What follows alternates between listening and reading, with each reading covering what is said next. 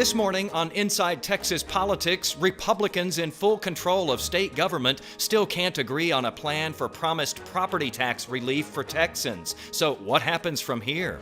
Also, the head of one of the largest districts in the state says Texas schools are caught up in a twilight zone where teacher pay raises and increased education funding haven't happened even with a record state budget surplus. Plus, Harris County's plan to give free money monthly to some citizens who can spend it as they wish. We'll discuss the hopes and the criticisms of the Guaranteed Income Program. And the people you elected to lead your city and county may soon have less power. Reaction to sweeping legislation that would give a lot of local control back to the state. Inside Texas Politics with Jason Whiteley starts now.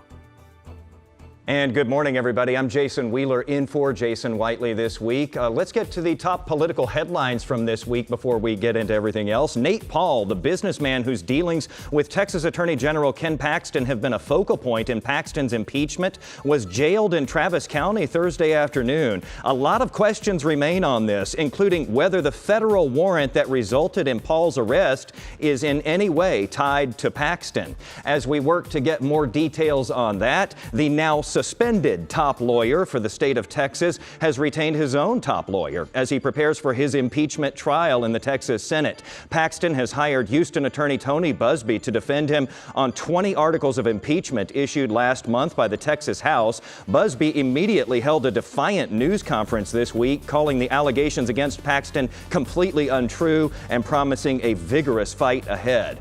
Speaking of vigorous fights, the stalemate over property taxes continues between Republican heavyweights. Reducing property taxes was the biggest promise made going into the legislative session, but it didn't happen. Now, in a special session, the House Speaker passed a bill supported by the governor that puts a cap on appraisal increases for homes and businesses. The House then adjourned, but the Lieutenant Governor says a hefty increase in the homestead exemption is a must for any deal to get through the Senate. So far, no one is blinking, so no property tax relief yet either. More on that later. Meantime, after a lot of debate, the Dallas City Council is expected to finally vote next week on possible regulations on short-term rentals like Airbnbs. Council has heard from people who have invested a lot in these rental properties and from their neighbors, homeowners who have invested a lot in their properties too. Dallas City Councilwoman Gay Donnell Willis has this summary. I think we really like to be able to make our own decisions, and they elect a body, the city council, and we represent their voices at City Hall. And I don't necessarily think they'd want to see that go too far afield. A couple of Democrats, a handful of Democrats did go along with this bill. It was mainly along party votes, though, party lines. Republicans in this state have long advocated for local control and decentralized government. Is this a new era? Well, that certainly adds to the confusion because it seems like roles are getting flipped. But, you know, at City Council, we're just really focused on our community. And I have to think that around the state, other elected officials are doing the same thing at the municipal level. Do you think that people, citizens, average folks are going to feel this kind of a change more? Because as you get elections closer and closer to you, more local, you notice the impacts of what those elected officials can do and can't do even more. I think it's not until it personally affects them and they find that they want to be able to do something, or they have an expectation that a decision would be made at the city level and that they could contact their representative. And whenever that point starts coming up where it's like, oh, you know what, I'm so sorry, but the state took this right away from us and really away from you, the constituent. So now we have to send you to Austin to be able to deal with this problem. I don't think it's going to be met with much pleasure from the folks that I talk to all the time. Last thing here, the motivation that was given for doing this was to get rid of what they called sort of a patchwork quilt of regulations in different Texas cities that were hurting businesses, that businesses, were having trouble meeting all of these different demands in different places.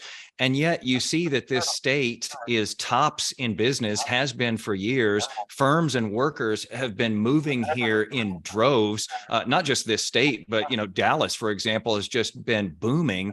It seems like the state economy has been exploding. So is that patchwork quilt, as they call it, of local regulations, is that in fact hurting business? Have you seen that? I guess you've got to create something like this with some sort of idea behind it, but it really feels like a straw dog. It doesn't seem like it's really real because, to your point, Dallas has been booming. We've had some really big wins over the past couple of years. And so, and then the community, the council is pro-business. We've got a lot of great decisions being made to help pave the way for business to come here and contribute to our economy, to pay their taxes, to provide jobs. And I think at the end of the day, they'd really like to be able to look their local officials eye to eye and share their hopes and their needs and their desires and work together. At least that's been my experience. So I don't think we need that meddling to help us achieve any more. In fact, kind of get out of our way. I mean, we're doing a really good job. We'll see how this turns out if and when the governor does sign that paper. Dallas City Councilwoman Gay Donnell Willis, thank you so much for weighing in on this. You bet. Thank you. And now we like to broaden things out a bit and talk about some statewide issues. With us once again this morning, Ian Mitra, Senior Managing Editor of the Texas Tribune. Ian, thanks for being with us as always. For months, Texas lawmakers were on track to spend millions of taxpayer dollars to keep distributing these child ID kits, but the Texas Tribune and ProPublica did an investigation into that and found that they weren't really helping to find missing children. What happened after that?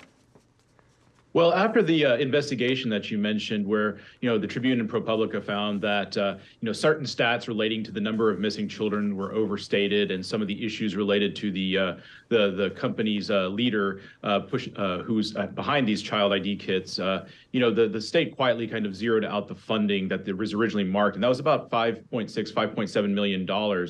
And the idea here is that there's these ID kits which use DNA or fingerprints to identify. Were also available often in certain cases from nonprofit groups for much cheaper or free. So that was something that kind of came out in this investigation. Ian, let's talk about health care coverage now. Legislators didn't do a lot of new stuff this time around, even though they had a lot of money to work with. We know a lot of local officials wanted fentanyl test strips. What changed in this session? Yeah, I mean, if you look at it, it was largely not a lot of new things, things that you would expect to not happen. There was no Medicaid expansion. There's no discussion about that. But there were things that were related to kind of support for nursing students and some other areas. The state also kind of rejected the tax for products like diapers and menstrual products. But, it seemed like fentanyl testing strips had a lot of momentum. It had, going into the session, the governor actually supported some kind of bill addressing fentanyl testing strips, legalizing them. But the legislature ended up going in a more tough on crime approach. The main bill coming out was more of like increasing charges for those who were giving fatal overdoses of fentanyl to others rather than the legalizing of testing strips. Ian Mitra with the Texas Tribune. Stick around. We'll see you again in the Reporters Roundtable here in just a few. Thanks. We're just getting started. Up next, what happened to pay raises for teachers and property tax relief for homeowners? Will Texas lawmakers make good on those still undelivered promises? Also, the pilot program in Harris County that'll send free money to some residents. Who'll get it, how much, and why? Next. Question for you. If you were given $500 a month for 18 months, would that drastically change your life? We will eventually get an answer on that from 1,500 Texans. About that many people who are living well below the poverty line in 10 of the poorest zip codes in Harris County will be randomly chosen for a guaranteed income program just created by Harris County leaders, including Commissioner Rodney Ellis, who explains the pilot program called Uplift Harris. Commissioner Ellis, thank you so much for being with us to talk about this. How will that $500, I mean, nobody's going to get rich off of $500 a month for 18 months. How do you see this helping people? I think it'll help a lot. I think it's important to note that in Harris County, which is Houston, we're all on the front lines of terrible repercussions of Texas's race to the bottom. Our state is the 9th largest economy in the world. but nearly 15% of people who live in Texas live below the poverty level. In this county, in Harris County, 18% have an annual income of less than $25,000 a year. We're joining a lot of places around the country, Los Angeles County, Cook County, 45 cities, and smaller counties in a national effort to realize King's dream, to give us that true vision of a guaranteed income to advance economic freedom and prosperity. We'll put no restrictions on what people can do with this money. Commissioner Ellis, what do you say to people who say maybe you should have strings attached? Maybe you should tell people exactly what this money can and can't be used for, that would be more effective. What do you say to that? I would say that the evidence shows that that does not work as effectively. In the programs that have been launched and have been studied, it has increased employment after the money runs out. It has improved housing and housing security. It's given these people better physical and mental health to let them determine what they do with their lives. Commissioner, how do you all keep track of outcomes here, and how important is it to keep track of those outcomes so that at the end of this, you can say, here's what this resulted in? And, this is a pilot program. Is there a chance it continues beyond this 18 months or maybe even expands? We'll make a decision on whether or not to try and continue it after the pilot program. We're going to bring in an independent third-party entity to evaluate Uplift Harris and see how it goes and what recommendations they would make. So we're using a very data-driven approach to see what works. We are coming a little late in the game, so that gives us the ability to see what Cook County, Los Angeles County, who's spending considerably more than us, to see how well it works. But I would say to people that historically in this country, we've had a number of programs for those of us who have been fortunate enough to get to where we are, or where the government gave us a hand up. But people didn't perceive that as a handout. But there are all kinds of tax breaks. You should go back and look at the history of this country and see how certain groups of people were given an advantage because they were given free land. And other groups of people with that generational poverty help create the wealth that we have in this country today. Is it fair to the people who don't get it that some people do get it? I think it's fair to say that we are launching an all-out assault on trying to reduce generational poverty. And I, for one, would hate to use whatever talents, power, or resources I have in government and decide I'm not going to help anybody because I cannot help everybody. I think of King's dream, and, we still haven't gotten there, but there's always, I think, a belief that we have to try. So this would begin in September, this guaranteed universal income program, and last 18 months. We will definitely have to check back and see how this goes. Thank you so much for taking the time with us today. It's been a privilege and an honor. Thank you. We will keep you updated on that. A warning now, you are about to enter the twilight zone. That's how one of this state's top education administrators is describing the unexplained disappearance of the political push for teacher pay raises. Dr. Stephanie Elizalde, superintendent of Dallas ISD, talked with Jason Whiteley about education funding disappointments in a year when legislators had more extra money than ever. Dr. Elizalde, welcome back to the program here. How do you think Texas public schools fared in the legislative session? Oh gosh, I think our teachers, our educators did not fare well in general. Despite the surplus?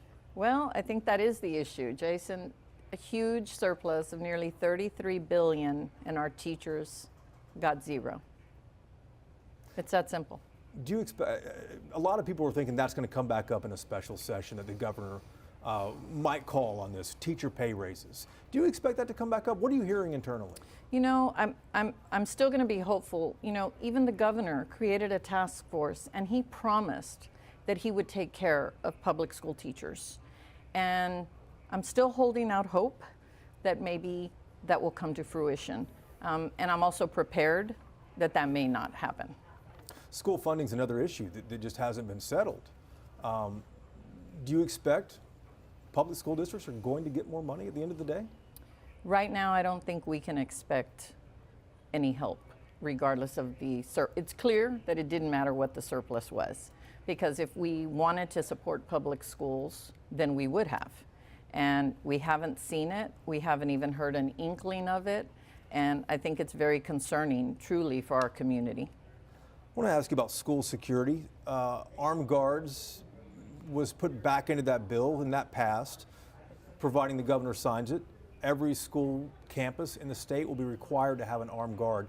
There was money attached to that, but it wasn't enough to pay for every salary. How much do you think that you're going to have to make up with either tax money or general revenue to pay for that? Thanks so much for bringing that up, because we know safety is something that has truly been on the forefront of every single parent, teacher, custodian, principal, as we know it should be. We will always put safety as a priority.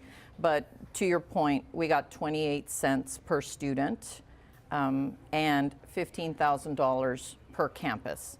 But with the requirement of an armed officer at every single school in a Dallas ISD, that's 140 schools that I currently don't have an SRO at. So when you put all that together, I'm looking at about $10 million that we would have to cut from somewhere in order to fund that. It's truly mind-boggling that we're having a conversation with a $33 billion surplus and teachers have seen $0. That to me is, it's almost like a Twilight Zone kind of episode. Thank you for the time. We'll wait and see what happens. My pleasure. Thank you. This is a big, busy state. We always like to remind you, if you want to keep up with Texas politics during the week, you should subscribe to our podcast. It's called Y'all-itics. We've got new content, fresh interviews. Episodes drop every Sunday. So get it wherever you get your podcasts. Well, they are some of the most renowned lawyers in Texas, and they're on both sides of the Paxton impeachment battle. Does that tell us anything about the case against the Attorney General? Find out next in our Roundtable. And it is time now for our Reporters Roundtable, where we put the political headlines of the week into perspective. Ian Mitra back with us from the Texas Tribune. Each week we have Bud Kennedy here from the Fort Worth Star-Telegram. And today we have Ashley Godot with us, anchor and political reporter at KVUE in Austin. Thanks to you all for being with us. Let's dive in and start with, what else? The Paxton impeachment. So much happening with that this week. So many questions, but we'll start with this. We've got heavyweight lawyers on both sides of this now. What does that say about this case that the big guns have been brought in? Ian, we'll start with you. Well, certainly it shows that the court of public opinion is really important right now, to have these big announcements and to have these, larger than life lawyers, out there talking about the case to really kind of work. And obviously, at the end of the day, this is a trial before the Senate. And so the message is to kind of get out to senators to kind of, really strong arguments about, about this case, and to really kind of make it clear, like, both sides are not giving in. Yeah, Bud, we've already heard both sides come out publicly swinging. Well, exactly. And, Tony Busby last week, he may have hurt Ken Paxton's case more than he helped it. He only read the Paxton lawyer's brief, apparently. He confused the granite and tile. What was that situation? Then he showed a receipt that actually showed that construction was done by a company related to Nate Paul. He came in and kind of bungled his opening, although he brought a lot of emotion and screaming. The main thing we know is that all four of these lawyers are better lawyers than Ken Paxton. Ashley, you've had a front row seat to all of this there in Austin. What's your takeaway right now?